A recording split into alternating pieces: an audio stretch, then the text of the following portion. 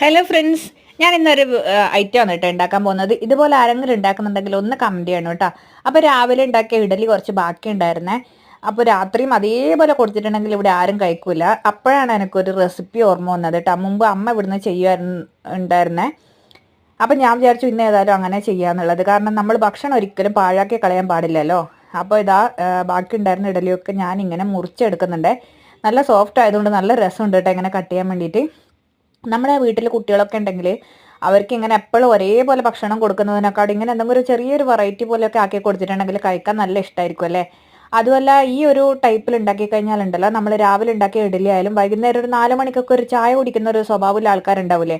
അപ്പോൾ അവർക്ക് ആ ചായ കുടീൻ്റെ കൂടെ ഒരു കടിയായിട്ടൊക്കെ ഉപയോഗിക്കാൻ പറ്റുന്ന ഒരു ഐറ്റമാണ് കേട്ടോ ഇത്. അപ്പോൾ അതിന് ഞാൻ എടുത്തിട്ടുള്ളത് ഒരു 2-3 പച്ചമുളകും ഒരു കുഞ്ഞു ഉള്ളിയും പിന്നെ കറിവേപ്പിലയാണ്.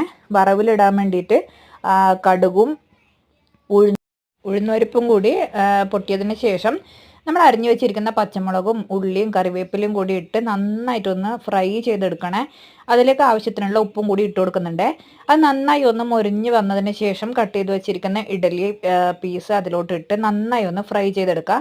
അധിക സമയമൊന്നും വേണ്ട, ഒരു മിനിറ്റിനുള്ളിൽ തന്നെ നമുക്കിത് റെഡിയായി കിട്ടും കേട്ടോ.